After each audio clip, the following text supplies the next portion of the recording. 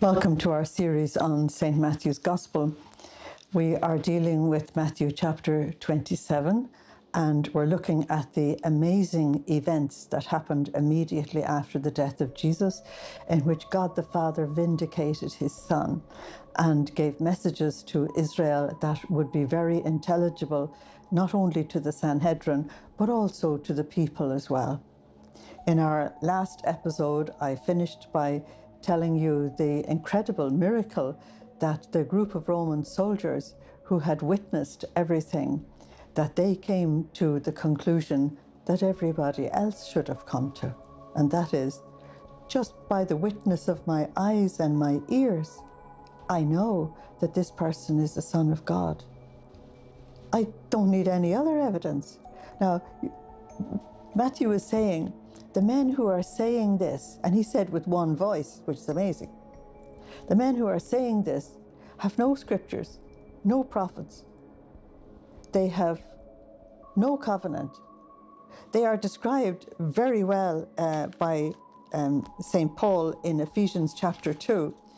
They represent the whole Gentile world, and Paul says, don't forget that there was a time when you, who are pagans physically, termed the uncircumcision by those who called themselves the circumcision. He said, don't forget that you had no Christ, that you were excluded from membership of Israel. You were aliens with no part in the covenant or the promise. You were immersed in the world without hope and without God. That's the description of these men and all that they represent. And yet, just by witnessing the death of Jesus, these men were filled with the salutary fear that brought them to this acknowledgement of the Christ. Now that means there's no excuse for any of the Jewish people present, because they have the circumcision, they have the covenant, they have the prophets, they have the scriptures, they have everything. And there's certainly no excuse for the Sanhedrin. But there's nothing more blinding than hatred. And there's nothing more blinding than pride. And they bring us down in the most awful way. So, in front of their eyes, the Sanhedrin have heard Wisdom chapter 2 being fulfilled. They've heard Isaiah 53 being fulfilled. And they have heard Psalm 22 being fulfilled. Read them. If they looked them up, they might have had some salutary fear as well. So, all these signs given to us in these verses are God's way of vindicating Jesus. That he is the Son of God, it's plainly obvious to everybody. Even the pagans recognize it. But the strange thing is, only the pagans actually acknowledge it. Now, here you have the two ends of the gospel pulled together. When Jesus came in the incarnation, when he was born in Bethlehem, it was the pagans from foreign lands who actually acknowledged him, where the king of the Jews, Herod, and the Sanhedrin refused. Here at the end of his life, it's the pagans from a foreign land, this time from Italy, from Rome. They acknowledge him, and the Jewish people, and led by the Sanhedrin, they refuse. Nothing has changed. It's really sad. But still, all the evidence has been given that he is the Son of God. Jerusalem's punishment has already begun in the darkness, the earthquake, and all the other signs immediately after Jesus' death. It will continue until it is destroyed altogether. They demanded that Jesus come down from the cross because if he was the Son of God, which he claimed to be, then the Father would rescue him. The answer is the Father has rescued him, but not out of death, has rescued him through death. And the victory that Jesus has will be proclaimed to the Sanhedrin in all truth by Roman soldiers, not by anybody else. So, everything has vindicated Jesus, and therefore, if they could only see what they're looking at, they would remember Jeremiah 31:3, that God said to them centuries earlier, I have loved you with an everlasting love. and I'm constant in my affection for you. I don't love you because your behavior. I don't love you because your reactions to me. I just love you anyway. And this is the extraordinary thing about God, is that he loves us because he is love. And love is his very essence of his being. And he challenges us to try and become like him a little bit by learning how to love and discovering the extraordinary power that is in love, and that love can literally transform other people's lives. Now, it's at this point that Matthew brings in a subject that has been brought in much earlier in the other Gospels dealing with the Passion of Jesus. I'll read it for you. This is verses 55 and 56. And many women were there, watching from a distance because they weren't allowed to come close. But the only people who were allowed to come close were the Sanhedrin, because they were the accusers. And so they were allowed to come right up to the cross if they wanted to. So the women had to watch at a distance. The same women who had followed Jesus from Galilee and had looked after him. So the women are identified. Among them were Mary of Magdala, number 1, Mary the mother of James, Joseph, and you add Simon and Jude, the brothers of Jesus, that's number 2, and the mother of Zebedee's sons, that's Salome. Okay, let's have a look at these women just for a minute. The women have been involved with Jesus from the beginning of his ministry. And as time went on, the women actually joined Jesus in many of his journeys. And as Matthew says there, they actually looked after the apostles. That means they looked after their clothes and their food and all the ordinary things that would make life much easier for them on their way. And since some of these women were very wealthy, like Joanna, the wife of Chusa, Herod's steward, and Mary of Magdala and Martha, they were all very wealthy women. There was no problem about having the financial needs of the group actually met. So there are 2 huge groups of witnesses here that are very important for Jesus' death. One are the Roman soldiers who've seen everything, who've been involved in everything, who've already come to a conclusion. And these women who've also been there for everything, and they've witnessed everything. And both of these groups can testify Jesus Christ died. Because one of the heresies that will turn up in a very short years is that people will say if he was God, he couldn't die. It's going to be one of the Gnostic heresies. So these women were the faithful disciples. And so here you have the 2 sons again. The men were unfaithful and the women were faithful. Now, it's only when you go to Luke and John you realize why the women were faithful. I don't think they were better than the men. It's just that the women clung to Jesus' mother, and she was the model for them. Anybody who clung to her stayed faithful to Jesus.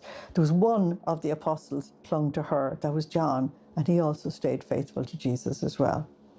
And that's very important for our day as well, that particular message.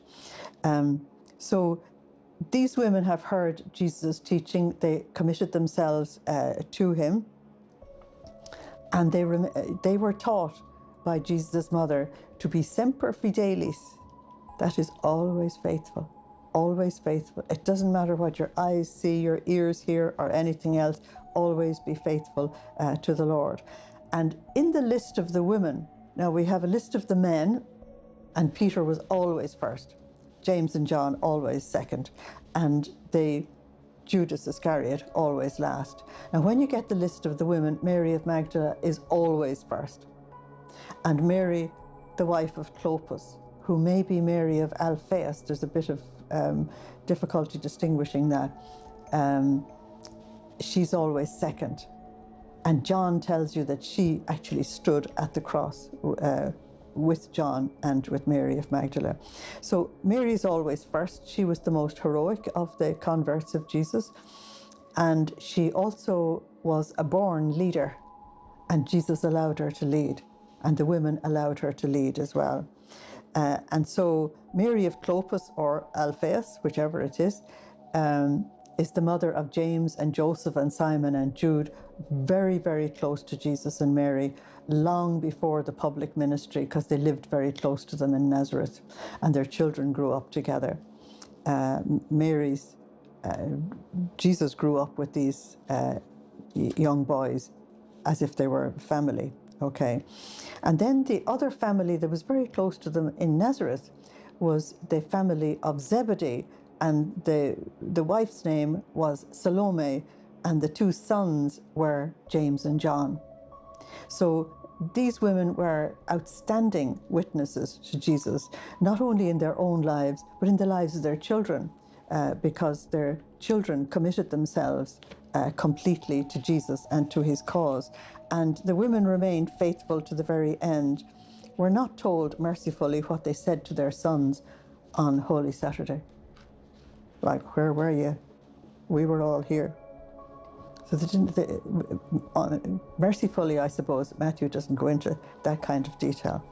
So these women are witnesses to Jesus' life, to his ministry, to his passion, to his death, and they're going to be the first to witness his resurrection as well. So primary witnesses. So the two most unlikely groups are the primary witnesses: soldiers, complete outsiders, and women who were at the lowest level of society in those days.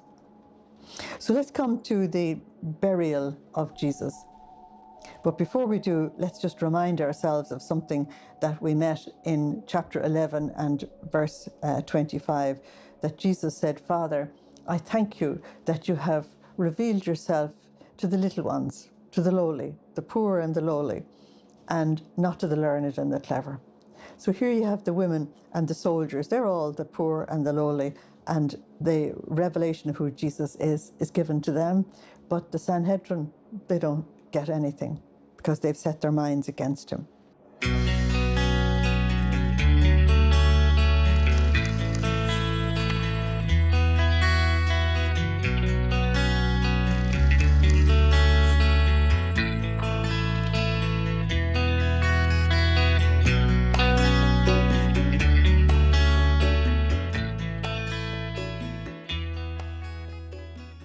So the burial of Jesus deserves a good bit of attention, because the normal thing to do for a man who had been crucified is to dig a hole in the ground just where he died, dump him in, no shroud, no funeral service, no anointing, no nothing. He was a disgrace, cursed be any man who hangs on a tree, dump. And the family wouldn't even admit that they had such a son or brother or father. That's not what happened to Jesus. And so we have to look at why Jesus was buried like a king. When it came to evening, there was a rich man from Arimathea called Joseph. He was a member of the Sanhedrin, who had himself been a disciple of Jesus. Now, Joseph of Arimathea and Nicodemus were two very close friends. Matthew never mentions Nicodemus. For Nicodemus, you've got to go elsewhere. So we'll stick with what Matthew says. Joseph of Arimathea, a very wealthy man. This man went to Pilate and asked for the body of Jesus. Pilate thereupon ordered that it would be handed over. I'm sure Pilate was wondering what the fuss was. You all demanded that we kill him in this absolutely horrendous way, and now you want to give him a decent burial? So Joseph took the body, wrapped it in a clean shroud, and put it in his own new tomb, which had been hewn out of rock, fit for a prince, because Joseph of Arimathea was a prince. He then rolled a large stone across the entrance of the tomb, and he went away. So let's look at this for a minute. First of all, something that Matthew doesn't emphasize, but that if you are reading it slowly enough and prayerfully enough, it'll hit you. The moment Jesus dies, total silence falls over Golgotha. Everybody goes away silently, the way we do on Good Friday. We walk away from the ceremonies in silence. There's nothing to be said. There's only hearts that need to repent.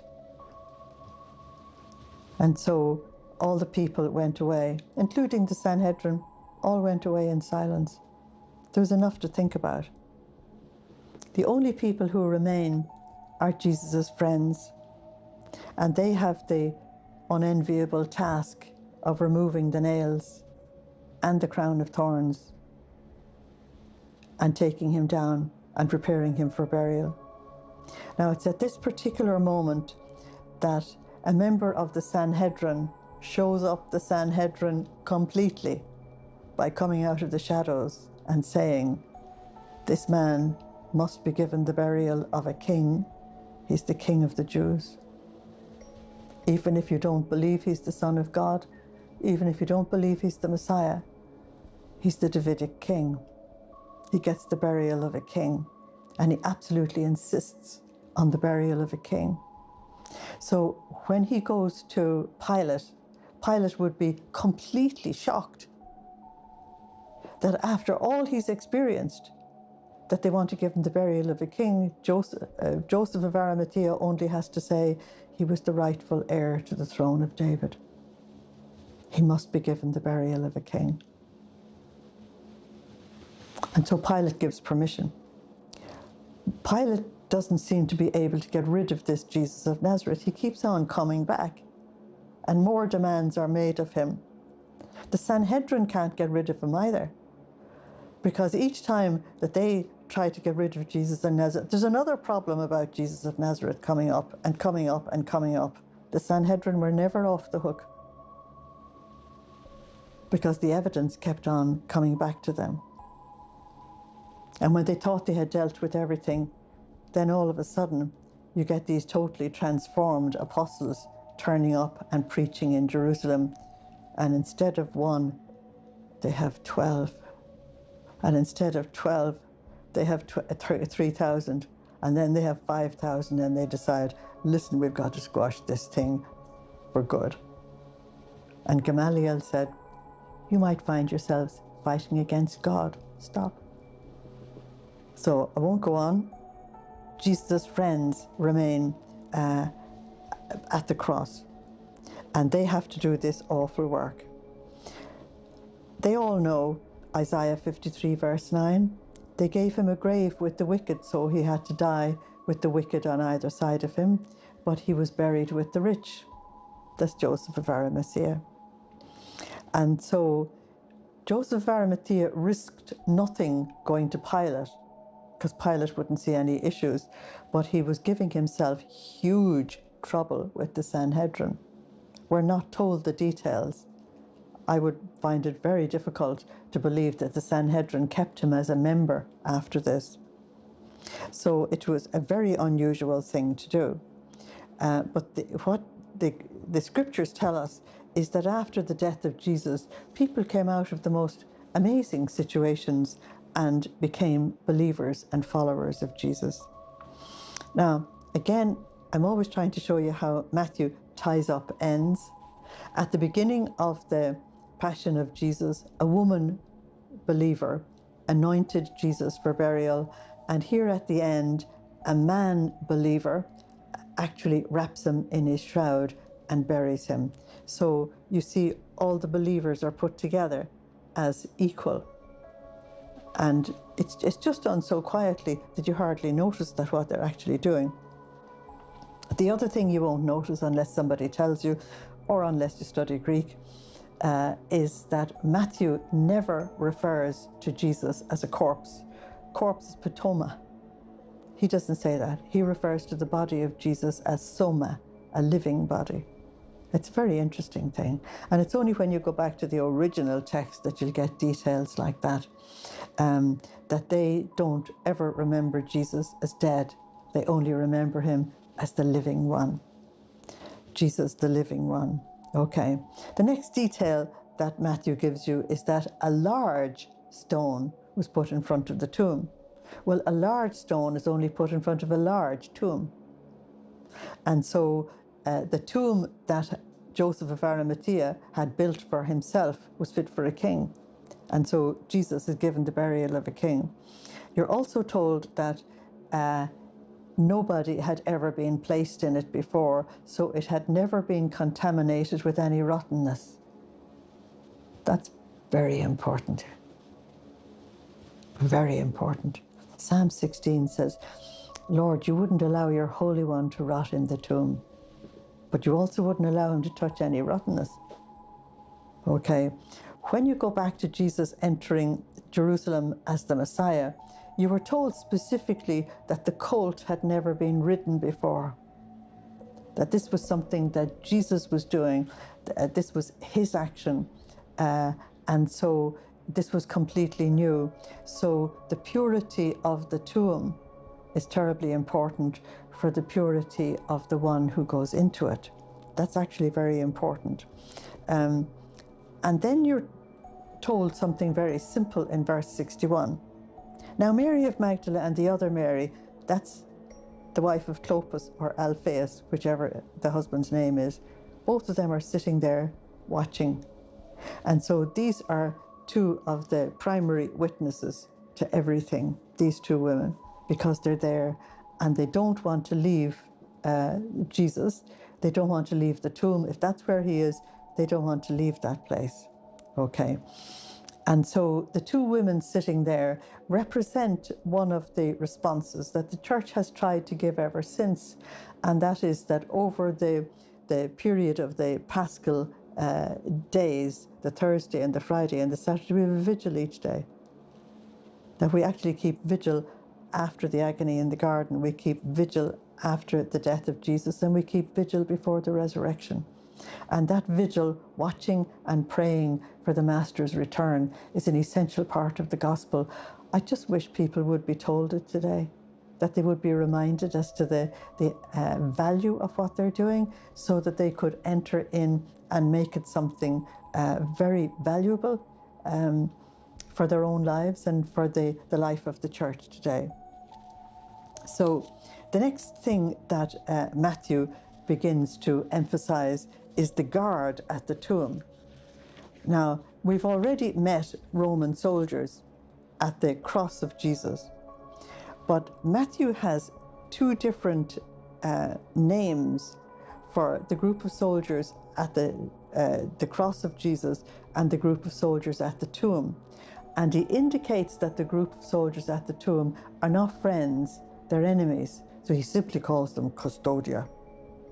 He called the other ones teriontes. They're two very different names to give to two groups of soldiers. Anybody looking at the men wouldn't be able to see any difference, but Matthew is not looking at them from the outside. Matthew is looking at them from what is going on the inside. So let's just read it at least on this particular occasion. Next day, that is when preparation day was over. Now, preparation day is the preparation for the Sabbath. And here's something we need to look at. The day after Jesus died was a Sabbath. And if the Sabbath fell at the time of the Passover, it was considered the most sacred, holy day they could possibly have. And it was on that sacred Sabbath that the Son of Man rested in his tomb after the labor of redemption. I'll share a little bit more of that with you when I speak to you next time. Thanks for listening. Slán agus beannacht dé live. Goodbye. God bless you.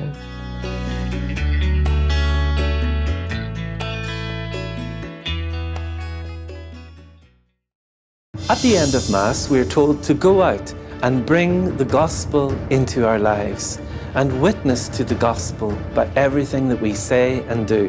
It's so important that we are all out there bringing the joy of the gospel to everyone we know. And that's why I'm so pleased to endorse and offer my blessing to Shalom World TV for all that you are doing to bring good news into this world which is often sad and dark and in need of a message of hope. Thank you for what you're doing. May God bless your work always.